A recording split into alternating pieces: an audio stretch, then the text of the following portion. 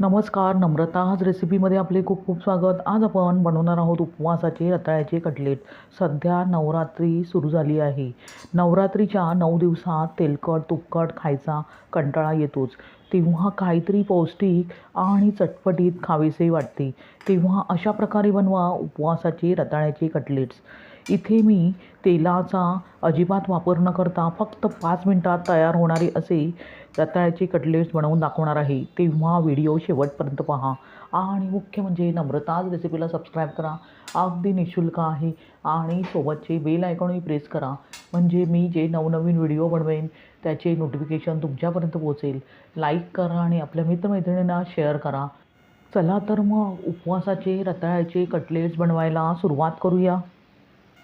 उपवासाचे रताळ्याचे cutlets बनवण्यासाठी प्रथम आपल्याला सर्व साहित्य एका मिक्सिंग बाउलमध्ये मिक्स करून घ्यायचे आहे.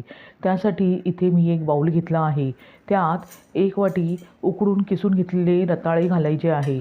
त्यानंतर त्यात एक एक करून आपण जिन्नस ॲड करणार आहोत. इथे मी रताळे उकळून त्याची साले काढून अशा प्रकारे किसून घेतले आहे. आता त्यात अर्धी वाटी शेंगदाण्याचा कूट घालूया. शेंगदाण्याच्या कुटाचे प्रमाण तुम्ही तुमच्या आवडीनुसार इथे कमी जास्त करू शकता. त्यानंतर त्यात 1 चमचा आलं, हिरवी मिरची आणि कोथिंबिरीचा ठेचा घालूया. जर तुम्हाला उपवासाला कोथिंबीर चालत नसेल तर तुम्ही स्किप करू शकता.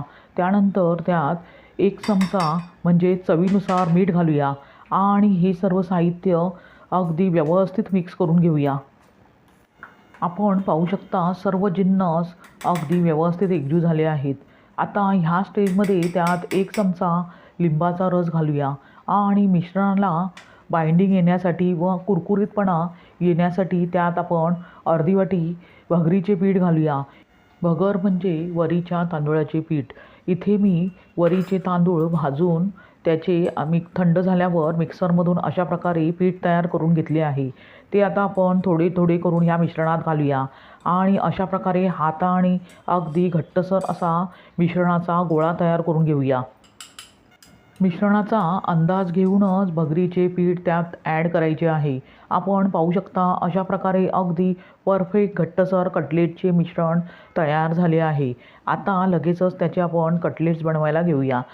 इथे मी मीडियम साईजचे कटलेट्स बनवून घेत आहे. तुम्ही तुम्हाला हव्या त्या साईजमध्ये कटलेट्स बनवून घेऊ शकता. त्यासाठी मिश्रणाचा गोळा घेऊन अशा प्रकारे कटलेट कटरमध्ये घालायचे आहे आणि व्यवस्थित मिश्रण दाबून गोलाकार द्यायचा आहे. आता कटलेट कटरमध्ये कटलेट्स काढून अशा प्रकारे दाबून कटलेट एकसारखे करून घ्यायचे आहे. आपण पाहू शकता किती परफेक्ट कटलेट तयार झाले आहे. अशाच प्रकारे राहिलेले कटलेट्सही मी बनवून घेत आहे.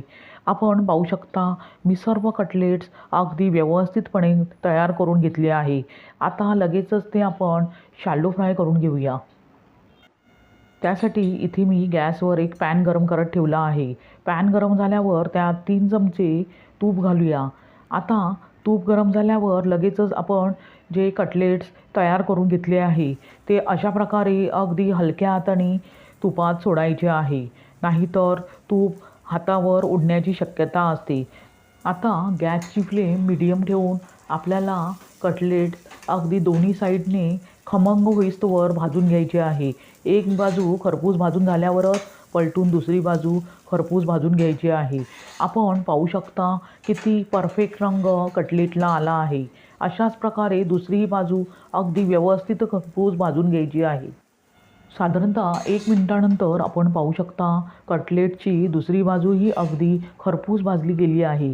आता लगेचच कटलेट्स टिश्यू पेपर असलेल्या प्लेटमध्ये काढून घेऊया, म्हणजे एक्स्ट्राचे जे तूप आहे ते टिश्यू पेपर ॲब्झॉर्ब करेल. अशा प्रकारे तयार झाले उपवासाचे रताळ्याचे कटलेट्स. अशाच प्रकारे राहिलेले कटलेट्सही मी शॅलो फ्राय करून घेत आहे. अशा प्रकारे तयार झाले उपवासाचे रताळ्याचे कटलेट्स. आता लगेचच ते आपण गरमागरम सर्व करूया. हे कटलेट्स तुम्ही गोड दह्याबरोबर किंवा चटणीबरोबर खाऊ शकता. फारच चविष्ट लागतात. तुम्ही अशाच प्रकारे उपवासाला रताळ्याचे कटलेट्स बनवून पहा आणि त्याचा आस्वाद घ्या. तुम्हाला ही रेसिपी कशी वाटली ते कमेंट करून सांगा आणि मुख्य म्हणजे नम्रताज रेसिपीला सबस्क्राईब करा. अगदी निःशुल्क आहे आणि सोबतचे बेल आयकॉनही प्रेस करा, म्हणजे मी जे नवनवीन व्हिडिओ बनवेन त्याचे नोटिफिकेशन तुमच्यापर्यंत पोहोचेल.